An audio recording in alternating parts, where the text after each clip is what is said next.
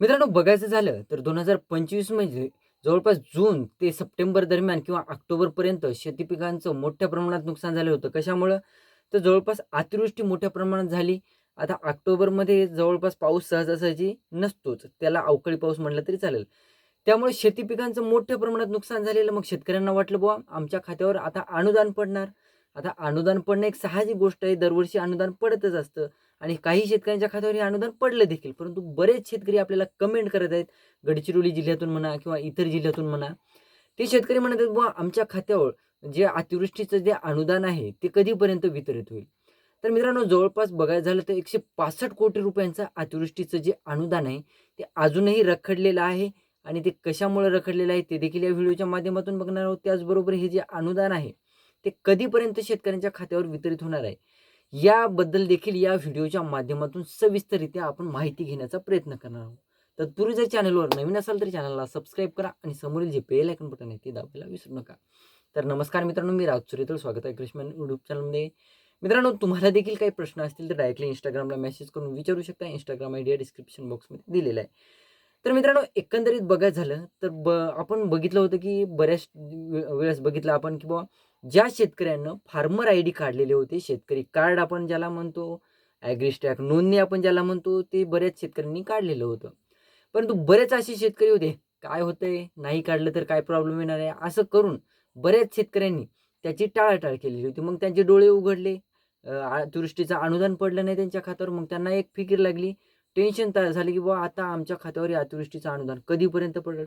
परंतु मित्रांनो, उशिरा ज्यांनी जे फार्मर आयडी वगैरे काढलेले होते त्यांना ई-के-वाय-सी करावी लागली. ज्या अतिवृष्टीमुळे जे नुकसान झालेलं होतं त्यासाठी ई-के-वाय-सी, व्ही-के-सी नंबर वगैरे आपण टाकून जी आपले सरकारवर जाऊन के-वाय-सी करत असतो ती करावी लागली. आता त्याच्यात सुद्धा बरेच शेतकऱ्यांनी के-वाय-सी सुद्धा केलेली नाही. आता एकंदरीत बघायचं झालं मित्रांनो, मदत आणि पुनर्वसन मंत्री जे मकरंद पाटील आहेत, त्यांच्या म्हणण्यानुसार त्यांचं म्हणणं आहे. आता त्यांच्याकडे मागणी केली किंवा काही आमदारांनी त्यांना प्रश्न विचारले, की "बाबा तुम्ही म्हणत आहात 31,665 कोटी रुपयांचं केंद्राचं प्लस राज्याचं पॅकेज मंजूर झालेलं आहे शेतकऱ्यांसाठी. कधी म्हणत आहात 1,500 कोटी रुपयांचं पॅकेज मंजूर झालेलं आहे. मग हे पॅकेज चाललंय कुठं? कधी पण बघायचं झालं तर जवळपास लाडक्या बहिणीसाठी यांच्या याच्यामध्ये कधी पण अवेलेबल निधी असतो. इकडचा तिकडे निधी वळवायचा, तिकडला इकडे निधी वळवायचा. लाडक्या बहिणीसाठी यांच्या हेराफेऱ्या चालू आहेत. परंतु मित्रांनो, शेतकऱ्यांचा प्रश्न आला, की कुठं महाडीबीटीचा यांत्रिकीकरणाचा प्रश्न आला किंवा शेतकऱ्यांच्या पीक विम्याचा प्रश्न आला किंवा शेतकऱ्यांच्या धान बोनसचा प्रश्न आला किंवा धान चुकऱ्यांचा प्रश्न आला. हे जे प्रश्न शेतकऱ्यांचे उभे राहिले, की यांच्या तिजोरीत म्हणजे निधीच नसतो कधीतरी. यांना केंद्राकडे मागणी करावी लागते. जे निधी अवेलेबल असतो राज्याकडे, ते निधी वाटप करताना त्यांना डी-बी-टीचे प्रॉब्लेम येतात, तांत्रिक अडचणी येतात. तर मित्रांनो, जवळपास 5,42,000 शेतकरी संख्या जी राहिलेली आहे, जी अतिवृष्टीच्या अनुदानापासून जे शेतकरी जवळपास 5,42,000 जे शेतकरी अजूनही या अतिवृष्टीच्या अनुदानाच्या प्रतीक्षेत आहेत. मग त्या शेतकऱ्यांचा प्रश्न कधी सुटणार? अशी एक प्रश्न देखील विचारला मदत पुनर्वसन मंत्री मकरंद पाटील यांच्याकडे. तर त्यांनी सरळ-सरळ उत्तर दिले, उडवाउडवीचं म्हणा उत्तर किंवा सरळ-सरळ उत्तर दिलं, की बाबा एवढा-एवढा निधी आलेला आहे. 1,500 जवळपास 1,500 कोटी रुपयांच्या जवळपास निधी आपल्या तिजोरीमध्ये अवेलेबल आहे.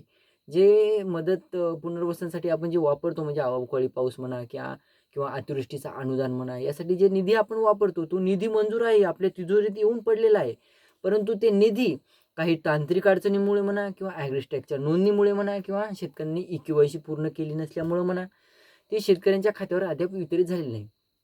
आता याच्यात शेतकऱ्यांची चूक पण आहे थोडीफार, कारण की त्यांना ॲग्रीस्टॅग नोंदणी करायला सांगितली होती, त्यांनी केली नव्हती.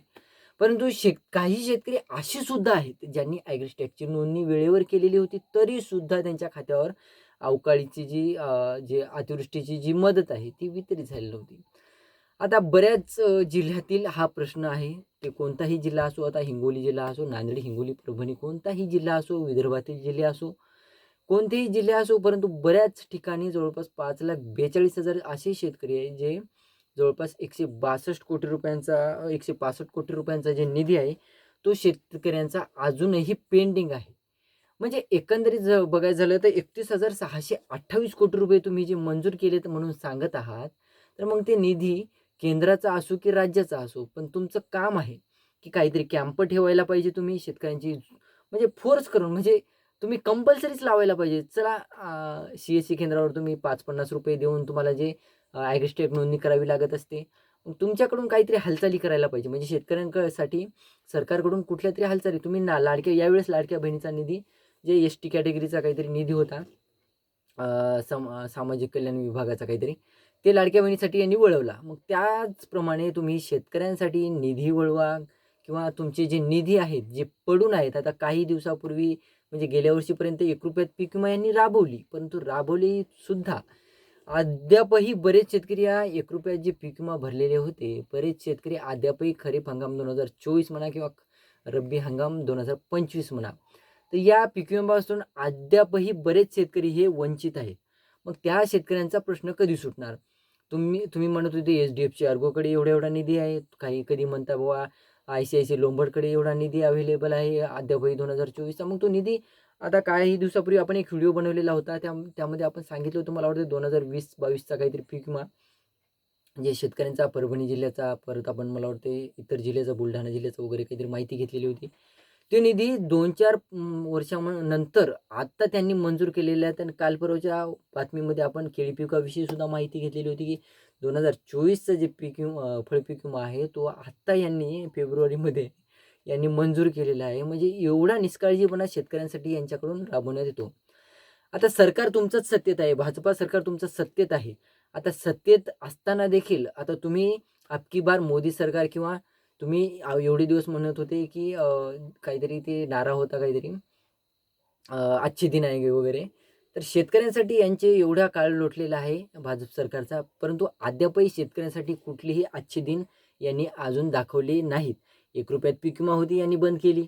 यांनी धान चुकारे जे शेतकऱ्यांच्या खात्यावर वितरित करायला पाहिजे होते, यांनी 2 टप्पे केले. त्यात पण पहिल्या टप्प्यात जे शेतकरी पात्र होते त्यांच्या खात्यावर वितरित झाला. दुसऱ्या टप्प्यातील शेतकरी अद्यापही प्रतीक्षेत आहेत.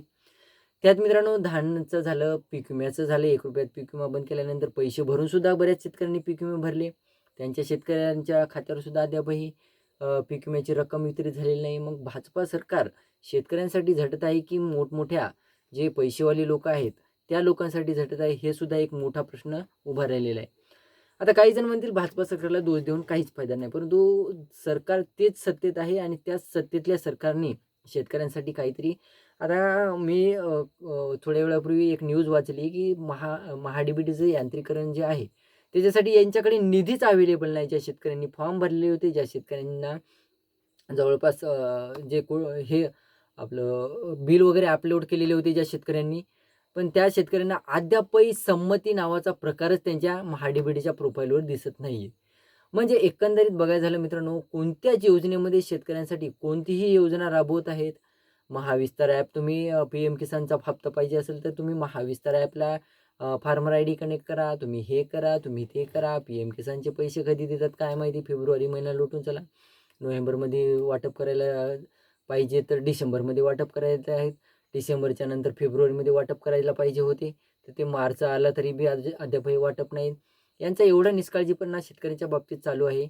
आणि हे म्हणत आहेत, की बाबा आम्ही शेतकऱ्यांसाठी एवढे 31,628 कोटी रुपयांचं पॅकेज जे मंजूर केलेलं आहे, त्याच्यापैकी 1,566 कोटी रुपये राज्याचे आहेत, आणि ते तिजोरीत येऊन पडलेले आहेत केंद्रातर्फे. अरे बाबा, तुम्ही शेतकऱ्यांसाठी जे रक्कम आहे ती तुम्ही कुठं गायब करायली? नेमकं शेतकऱ्यांसाठी जवळपास जी रक्कम आहे ती तेवढी तरी तुम्ही शेतकऱ्यांना मंजूर झालेली रक्कम तरी त्यांच्या पदरात पाडायला पाहिजे.